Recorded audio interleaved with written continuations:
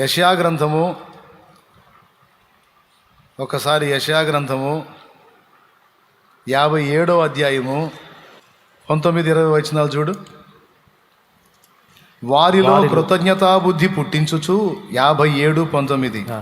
వారిలో కృతజ్ఞతా బుద్ధి పుట్టించుచు దూరస్తులకును సమీపస్తులకును సమాధానమని చెప్పి నేను వారిని నేనే వారిని స్వస్థపరిచెదనని యెహోవా సెలవిచ్చుచున్నాడు. యెహోవా ఏమని చెప్పుచున్నాడు? అసమాధానం అని చెబుతున్నాడా? సమాధానం అని చెప్పి నేనే వారిని స్వస్థపరిచెదనని యెహోవా సెలవిచ్చుచున్నాడు. అయిపోలా, ఆ తర్వాత మాట కావాలా? భక్తిహీనులు కదులుచున్న సముద్రము వంటివారు, అది నిమ్మలింప నేరదు, దాని జలములు బురదను మైలును పైకి వేయును. దుష్టులకు నెమ్మది ఉండదని నా దేవుడు సెలవిచ్చుచున్నాడు. ఆ మాటను గురించి ఎప్పుడన్నా మీరు ఆలోచించారా? ఏముంది ఆడ ఆలోచించడానికి? దుష్టులకు నెమ్మది ఉండదు అన్నాడు. భక్తిహీనులు కదులుచున్న సముద్రం వంటి వారు, దుష్టులకు నెమ్మది ఉండదు అన్నాడు. ఇంకా ఆలోచించేది ఏముంది అనుకుంటున్నారా? ఉంది. దుష్టులకు నెమ్మది ఉండదట. అంటే ఇప్పుడు ఇక్కడ కూర్చున్న వాళ్ళలో నెమ్మది లేకుండా కలవరంలో బతుకుతున్నోళ్ళు ఏ లిస్టులోకి వచ్చారో ఆలోచించుకోండి. వామ్మో, ఏ క్యావురే! మరి అదే, దేవునికి స్తోత్రం కలుగును గాక. మళ్ళీ చెబుతా, నేను చెప్పింది అర్థమైందా మీకు? అంత తేలిక అర్థం కాదనుకుంటున్నాను. అర్థం అయితే చేతులు ఎత్తండి, అర్థం అయిందన్నాని. ఏమర్థమైంది? నెమ్మది లేకుండా కదులుతున్న సముద్రం లాక నెమ్మది లేకుండా అసమాధానంతో బతికేవాళ్ళు దుష్టులు, భక్తిహీనులట. ఇప్పుడు మీలో నాకు నెమ్మది లేదన్నా, అసలు సమాధానం లేదన్నా అన్నోళ్ళు చేతులు ఎత్తండి.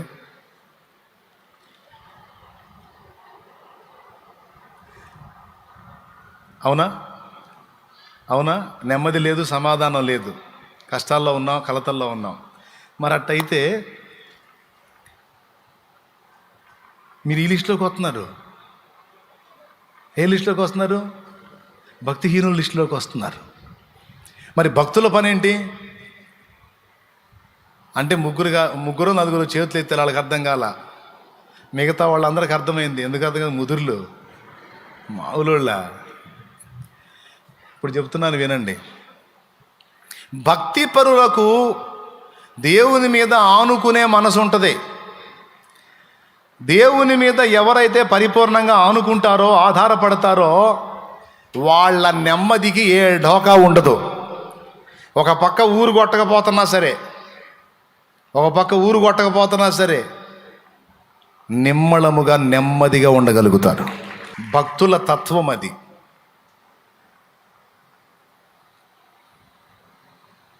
శ్రమలు భక్తులకు కూడా ఉంటాయండి, సమస్యలు భక్తులకు కూడా ఉంటాయి, అప్పులు, ఆర్థిక ఇబ్బందులు భక్తులకు కూడా ఉంటాయి. అయినా లెక్క చెయ్యరు. ఎందుకంటే వాళ్ళు విశ్వాసులు విశ్రాంతిలో బ్రతుకుతుంటారు. ఎన్ని కలతలన్నా ఉండని, ఎన్ని నిందలన్నా రాని, ఎన్ని అప్పులన్నా కానీ, ఎన్ని తిట్లన్నా తిట్టని, నా దేవుడు ఉన్నాడు, ఆయన చూస్తున్నాడు, ఆయన వింటున్నాడు, ఆయన రాస్తున్నాడు, ఆయనే నాకు తీర్పు తీరుస్తాడు అని విశ్వాసులు కదా, విశ్వాసం గలవాళ్ళు కదా, నెమ్మదిగా ఉంటారు,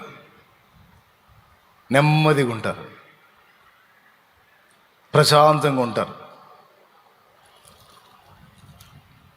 మరి దుష్టులకి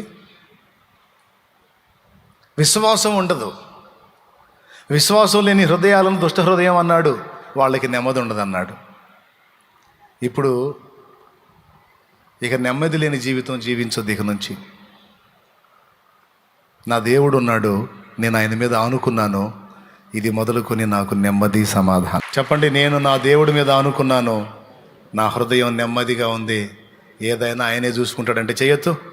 దేవుడు నన్ను బలి ఆడిస్తాడు ఒక్కోసారి. నేను చెప్తా, ఎప్పుడన్నా ఇప్పుడు నాకు కూడా ఒత్తిళ్ళు ఉంటాయి కదా, సమస్యలు, ఇబ్బందులు, కొంతమంది అన్యుల ద్వారా, అలాగే ఈ పరిచర్య, దాని విస్తరణ, కొన్ని చోట్ల స్థలాల వివాదాలు, నాకు కూడా నెమ్మది లేని స్థితిలో వస్తాయి.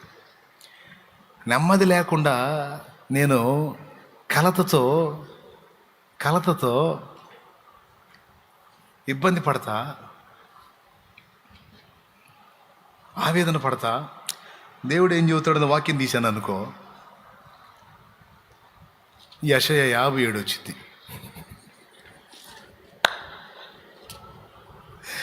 అందులో ఏముంటుంది తెలుసా? దుష్టులకు నెమ్మది ఉండదు అంటాడు.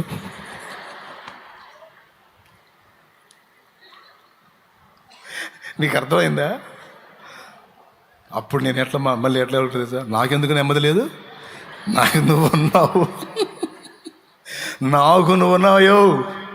నేనేం దిగులు పడలేదు, విచారపడలేదు. కాకపోతే కొంచెం టెన్షన్ పడ్డా అంతే. మనకి ఇంకా అబ్బాయి ఏం లేదు అని చెప్పి ఒక్క దెబ్బకి తుప్పు వదిలినట్టు అయింది నాకు. ఒక్కటే మాట కొట్టి దిమ్మ తిరిగినట్టు. ఏందిరా దడ పడుతున్నా, ఏంది కంగారు పడుతున్నా, ఏంది కలత పడుతున్నా, ఏంది ఏంది ఏంది నెమ్మది లేదని అటు ఇటు తెగ తిరుగుతున్నా, ఏంది దుష్టులకు అట్టుండేదా? దుష్టులకు అట్టుండేది.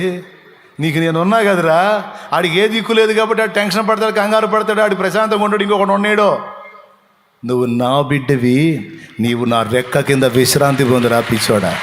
సురక్షితమైన నా రెక్కల నీడలో నువ్వు ఉన్నావన్న సంగతి మర్చిపోకురా విర్రోడా. వెర్రిమాలోకం ఏంట్రా నువ్వు? ఎక్కడున్నారో నువ్వు?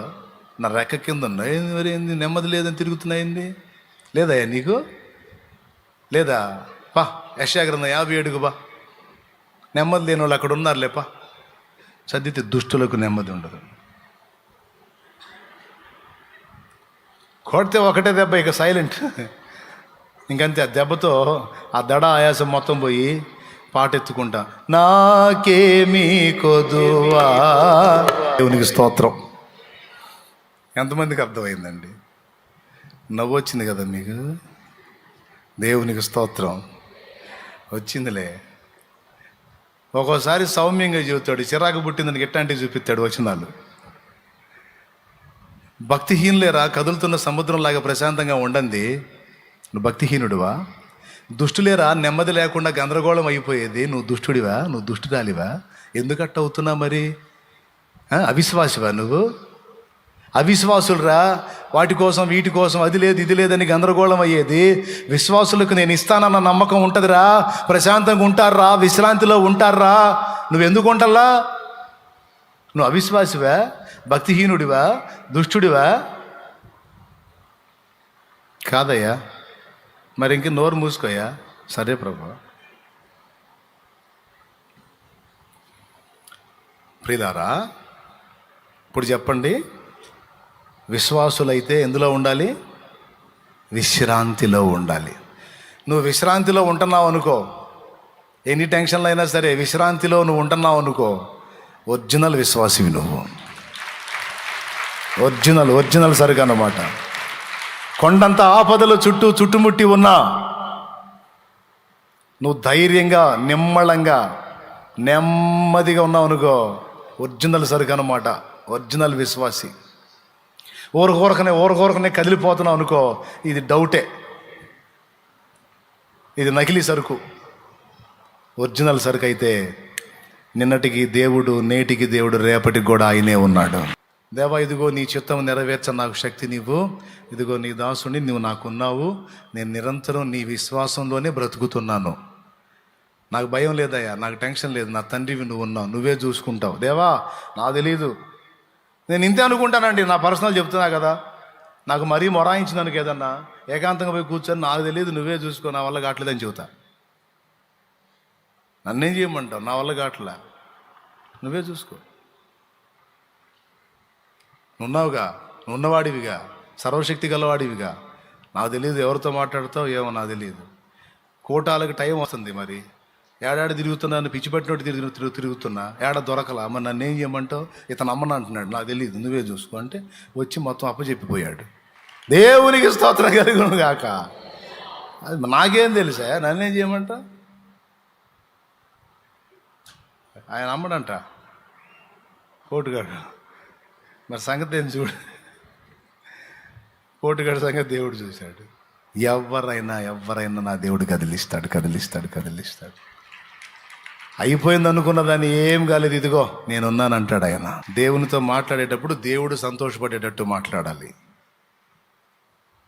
వీళ్ళు వచ్చి అవిశ్వాసం మాటలు మాట్లాడితే ఏం మాట్లాడాలి తెలుసా? నోరు మొయ్యండి, పిచ్చి మాటలు మాట్లాడొద్దు.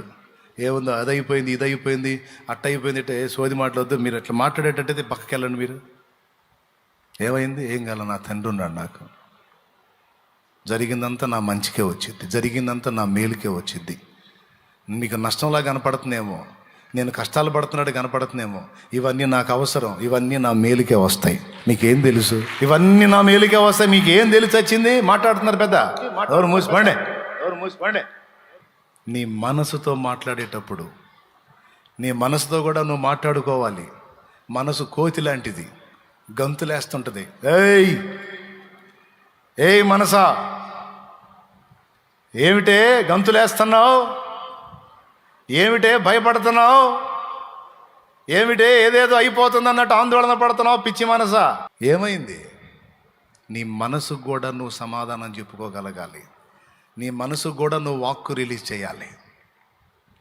మనసు అంటది అయిపోయింది, అంతా అయిపోయింది, కొంప మునిగిపోయింది, ఏదో జరగబోతుంది, ఏదో అయిపోబోతుంది, ఏదో జరగబోతుందని మనసు అంటుంటే ఏమీ జరగట్లేదు. అంతా మనకి ఫేవర్గానే జరిగిద్ది, అంతా మనకి ప్లస్సే అయిద్ది, అంతా మనకి మంచిగానే జరిగిద్ది. అది ఎన్ని వంకరలు తిరిగినా మనసా, అది మనకి ప్లస్ అయిద్ది.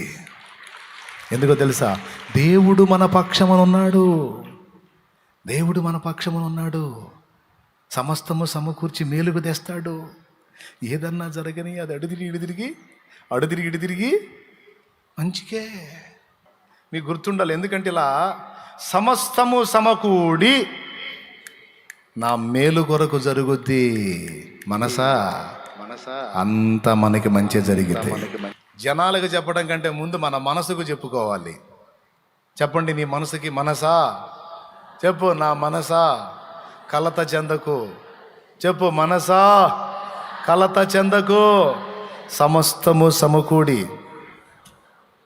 మన మేలుకే జరిగితే. ఎందుకనగా చెప్పు, ఎందుకనగా మనం దేవుణ్ణి ప్రేమిస్తున్నాం. దేవుడు చెప్పు, దేవుడు మనల్ని ప్రేమిస్తున్నాడు. మనం ఆయన్ని ప్రేమిస్తున్నాం, ఆయన మనల్ని ప్రేమిస్తున్నాడు. ఇక్కడ పరస్పర ప్రేమానురాగాలు కొనసాగుతున్నాయి కనుక ఏది జరిగినా మనకు మేలే మారిద్ది. ఇది నీ మనసుకి ఇవ్వాల్సిన సాక్ష్యం. ఇంకొకడు ఉన్నాడు, సిగ్గులేనాడు, సైతాను. వాడితో కూడా వాక్కు రిలీజ్ చేయాలి. వాడికి కూడా వాక్కు రిలీజ్ చేయాలి. వాడికి ఏం వాక్కు రిలీజ్ చేయాలో తెలుసా? మీకా గ్రంథము 7వ అధ్యాయము 8వ వచనం రిలీజ్ చేయాలి వాడికి. అది మీకా గ్రంథము 7వ అధ్యాయము 8వ వచనం, నా శత్రువా నా మీద అతిశయపడకము. 9వ వచనం 8, 9 కూడా చదవాలి. 8 చదువు. నేను క్రింద పడినను తిరిగి సైతాన్, ఇదిగో విను, నా శత్రువా నా మీద అతిశయింపవద్దు. నేను క్రింద పడినను తిరిగి లేతును, నేను అంధకారమందు కూర్చున్నను, యెహోవా నాకు వెలుగుగా నుండును.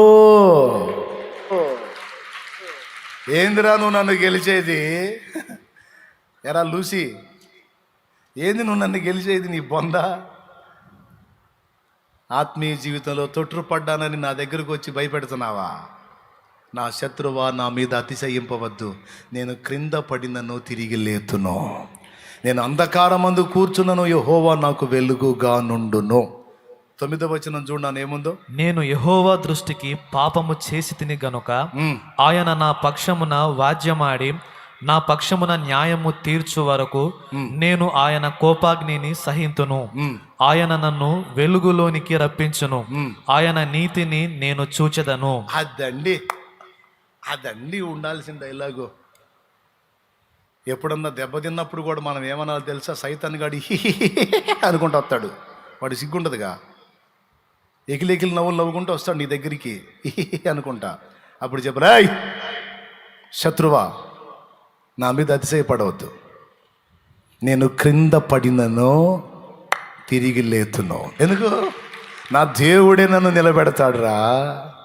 నా దేవుడే కృంగిన వేళలో నన్ను లేవనెత్తిన చిరునామా ఆయనే.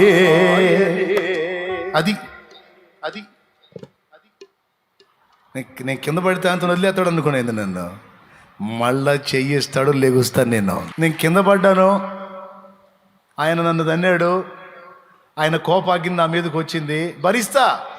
ఇది నాకు ఆయనకి నాకు సంబంధించిన విషయం. నువ్వెవడివిరా నా ముందుకు వచ్చి అంటున్నావు? ఆయన మా నాన్న, నేను ఆయన కొడుకుని. ఆయన మా నాన్న, నేను ఆయన కూతుర్ని.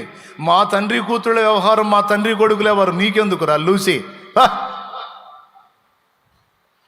నా శత్రువా, నా మీద అతిశయింపవద్దు. నేను కింద ఉండేవాడిని కాదు, నన్ను నా తండ్రి లేపుతాడు. లేవనెత్తువాడు నా దేవుడు. ఏం చేస్తాడు? శృతి ఉన్న పాటలకు విలువలు ఉన్నట్లే కృతజ్ఞతనిచ్చావు, కృపలో నిలిపావు. నా దగ్గరికి వచ్చి అనాల్సిన అవసరం లేదురా. నువ్వు నా దగ్గరికి వచ్చి నువ్వు ఎగతాళి చేయాల్సిన అవసరం. నీ బతుకు చూసుకో, నీకు మూడింది చూసుకో. అగ్నిగుండం నీకుందిరో, బ్యాండ్ మేళం నీకుంది, ఇంక అయిపోయింది. నీ టైం దగ్గరికి వచ్చింది, వస్తున్నాడు. నా దగ్గరికి వచ్చి నన్ను ఎగతాళి చేస్తున్నా. వాడు వస్తాడు, నీ మనసులోకి వస్తాడు, నీ మనసుని కదిలిస్తుంటాడు, వాడు సిగ్నల్స్ పంపిస్తుంటాడు. అయిపోయిందిగా నీ పని, చేసావుగా, తేడా పడ్డావుగా, జారి పడ్డావుగా, నడువులు ఇరిగినాయిగా, అయ్యిందిగా నీకు. ఇంకెట్ట ఒప్పుకుంటాడులే దేవుడు.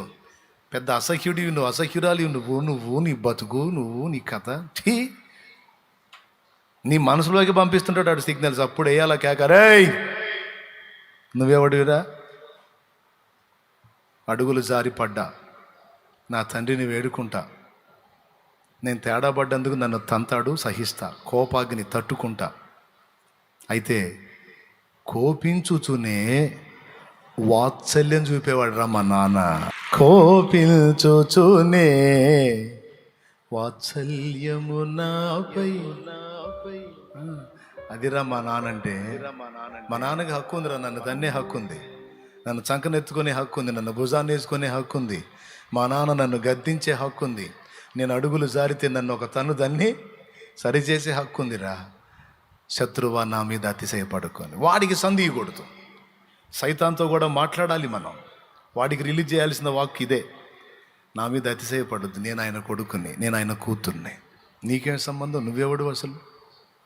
నీ బతుకు చూసుకున్నావు. కలవరి సిలువలో ఓడిపోయావు నువ్వు, మరెన్నడూ బాగు చేయకుండా నాశనం అయిపోయావు నువ్వు. రేపు నిత్యం వండి అగ్ని, గాఢాంధకారపు అగ్ని నీ కోసం కాచుకొని ఉంది. గాఢాంధకారంలో అగ్ని నీ కోసం కాచుకొని ఉంది. నువ్వేమో అగ్నిగుండం పాలవుతావు. నేను తిరిగి లేచి నా తండ్రితో కూడా నేను ఏలతాను.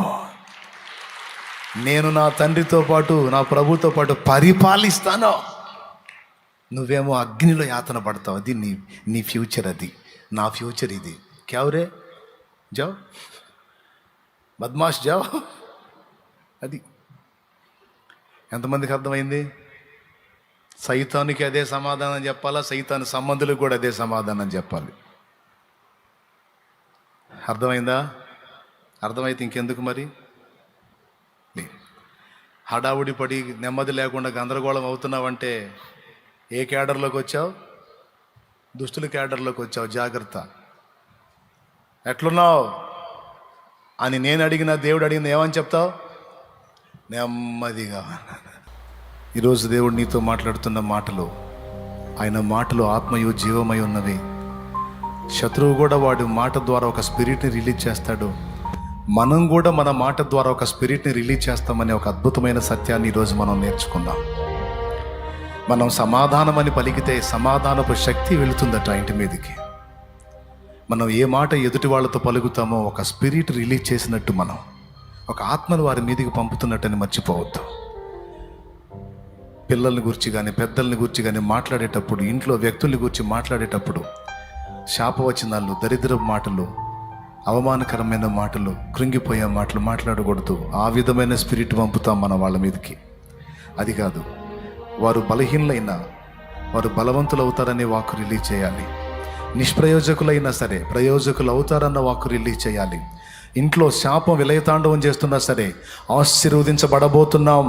మనం ఆశీర్వదించబడిన వారమని పలకాలి, ఆశీర్వదించబడిన వారమని పలకాలి. మనం దేవుని ఆత్మ గలవారమని పలకాలి. మన ఇల్లు ఇప్పుడు కలతలో ఉండొచ్చు, దేవుని సమాధానం సమృద్ధిగా మన మీదకి వచ్చిందని పలకాలి. సమస్త విషయాల్లో నేను ఇప్పుడు రోగినై ఉండొచ్చు, కానీ నన్ను చావుకు అప్పచెప్పడు నా దేవుడు. నేను చావను, నేను సజీవుడనై నా దేవుని క్రియలు వివరిస్తానని చెప్పాలి. మాట్లాడటం నేర్చుకుందాం.